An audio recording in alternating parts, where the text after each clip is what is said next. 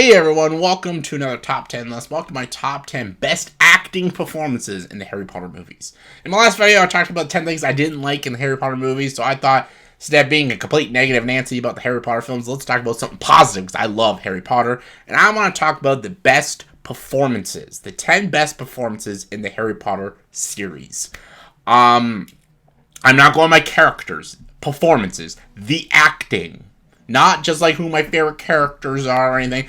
These are what I think are the 10 best performances in the franchise. So, yeah. Just want to get that out there. 10 best performances in the Harry Potter franchise. Let's get to it. Coming in at number 10 is Kenneth Branagh as Gilderoy Lockhart in Harry Potter Chamber of Secrets. I think, yes, spoilers, there's going to be a lot of adults on this.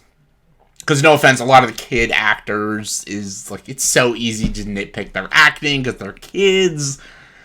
It's an unfair advantage, but whatever. And I'm not going to do the worst acting performances because it would be all the kids, and that's just not nice. But, like, a lot of the adults, they're better actors because they've been acting longer, so sorry. Kenneth Branagh as Gilderoy Lockhart is fucking great. He was made to play this role, and he's comedic in the movie, but it takes a good actor to be funny and to be this goofy and this like pompous and just such a full of himself character. And Kenneth Branagh just owns the role so fucking well, and I love it. Like, it's like his British suave. It's just he has this great presence about him that he could be like so idiotic, but just so like confident in his idiocy and so confident in himself. And only Kenneth Branagh can play a role like this. Of which weekly's most charming smile award? But I don't talk about that. I didn't get rid of the band and banshee by smiling at them. Alright, coming in number 9 is Maggie Smith as McGonagall. Maggie Smith is just a fucking top-notch actress, and she is just so good as Minerva McGonagall. I love her as McGonagall. She's just this warm, soothing character. And Maggie Smith doesn't always play characters like that. Like, look at her in Downton Abbey. She's kind of a bitter bitch in that series. But Maggie Smith is just like this very nurturing character. But she will fight and protect those kids. Not even just the Gryffindors, all the kids of Hogwarts. She'll stand up for what she believes in, what she wants to protect. And this is all owned by Maggie Smith's performance. Like, again, there's so many actresses that I know they wanted to play the role of McGonagall. I can't picture anyone else but Maggie Smith. Like, only Maggie Smith can make this scene so fucking good. Oh, thank you for that assessment, Mr. Weasley. Perhaps it would be more useful if I were to transfigure Mr. Potter and yourself into a pocket watch. That way one of you might be on time. We got lost. Then perhaps a map. I trust you don't need one to find your seats. Alright, coming in number 8 is David Thulis as Remus Lupin. This is all Prisoner of Azkaban. Like, he's okay in the rest, but Prisoner of Azkaban, he is so fucking good. Like, his acting is just so amazing. Like, he has a great command, presence. He's so tough, but he's also so likable when he talks. Like, yes, he acts very strong and very smart and sophisticated, but he also has this warmness to him. And this is all in David Thulis' performance. And I really love it. I love his acting in Prisoner of Azkaban as the dark arts teacher. I always thought, like, I always pictured maybe like a different actor could play him, but when you really watch Prisoner of Azkaban, you see David Thulis as Remus Lupin, like, this was just a perfect choice. Close your eyes. Concentrate. Explore your past. Do you have a memory? Allow it to fill you up. Lose yourself within it. Then speak the incantation Expecto Patronum. Expecto Patronum. Very good. Alright, coming to number 7. This is going to be like a hot take, I think. Number 7, Tom Felton as Draco Malfoy. I'm gonna say this. I'm gonna say it. I think he is the best actor out of all the young actors in the series. Not in general. I think Daniel Radcliffe's a better actor than he is. He is a much better actor. I'm just saying, like, all the Harry Potter movies, a lot of the kid actors did struggle. The first two, the three leads, they weren't 100% there yet in their quality of acting. I think even in the first film, Tom Felton just knocks out of the park. I think he plays this arrogant little bratty shit fist of a kid so fucking well. Like, he's just, I think he owns the role, man. Like, you hate Malfoy so much in all these beginning films, and that is all because of Tom Felton's performance. He is such a nasty little prick. It's like Joffrey, the guy Jack Gleason plays Joffrey, and the guy who plays Ramsay in Game of Thrones. Like, that's their characters, but also their great performances. And Tom Felton, I think he's so good. I think he's one of the best actors out of the young cast. I really think he's fantastic. And I think his acting in Half-Blood Prince was top-notch. Like, the scene in the tower in Half-Blood Prince, his acting was better than Michael Gambon's acting. I think he acted better than all of them in that movie. And that's saying something. But yeah, Draco. Please let me help you. I don't want your help. Don't you understand? I have to do this. I have to kill you. He's gonna kill me.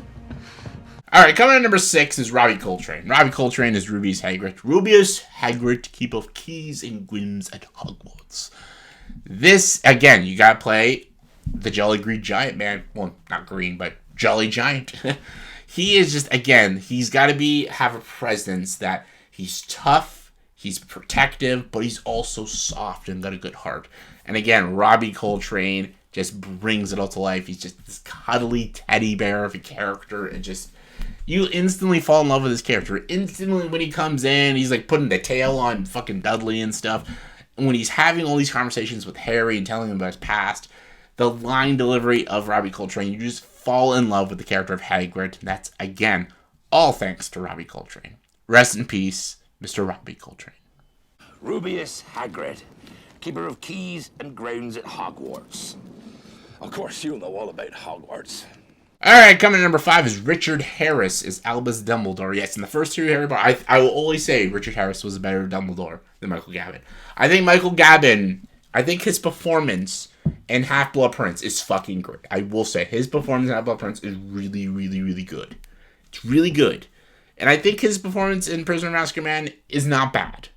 Even Order of the Phoenix, it's not bad. His performance in Goblet of Fire is too extreme, man. Like, I did not like it. I think he was too loud. He's like yelling every scene. Just like, that's not Dumbledore, really. Richard Harris, like, I really wish he didn't pass away. If Richard Harris played throughout, if he was still alive and he did all the movies, man, he would be probably number 1 for me. But since he only did the first 2, I'll put him at number 5. He is so good as Dumbledore. Like, you can tell there's this wisdom, you can tell there's a lot of power he's containing, but he's just this very calm, very stoic character, and just the way he talks to Harry and everybody, and just the way he talks to all the students and announces everything, it's just such a brilliant performance. And, like, you can just see the likability of Dumbledore all through Richard Harris's performance, and just, he is my Dumbledore. My Dumbledore. A lot.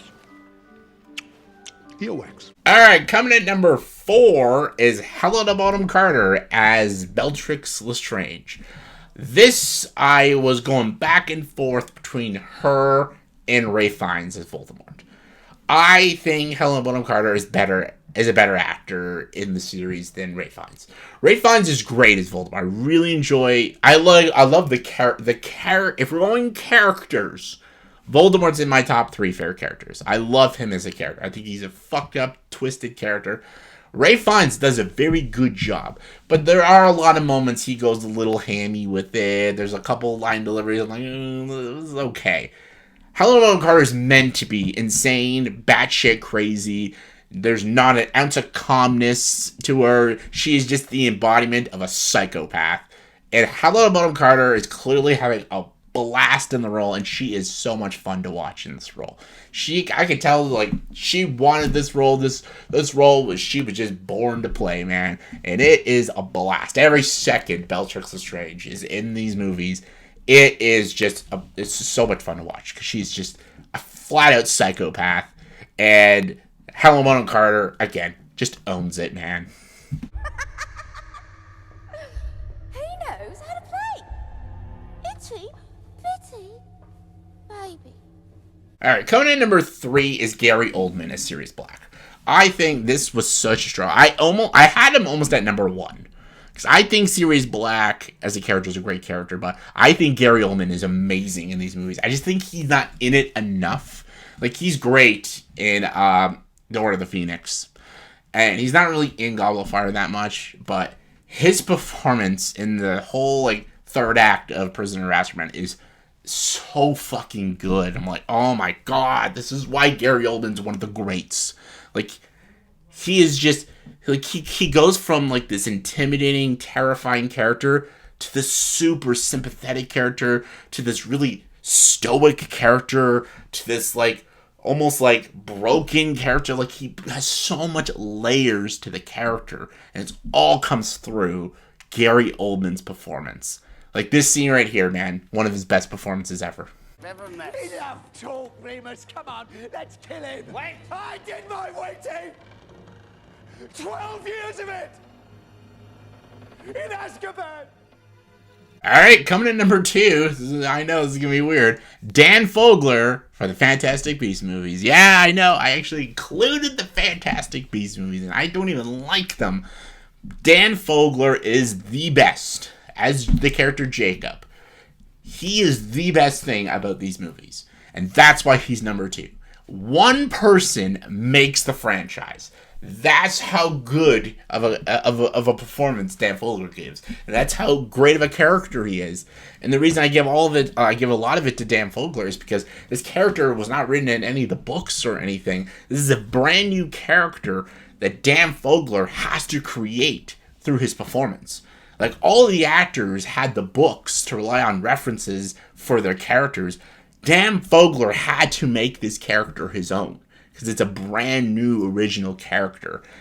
And Dan Fogler owns it. Like, when you think of Jacob, you think of Dan Fogler. He literally is the heart and soul of the Fantastic Beasts movies. And that's Dan Fogler, man. And again, he's funny, he's emotional, he's brave, he's such a lovable character, and it all comes through Dan Fogler, man. Fucking Dan Fogler. This is for the best. Yeah, I was never even supposed to be here. I was never supposed to know any of this.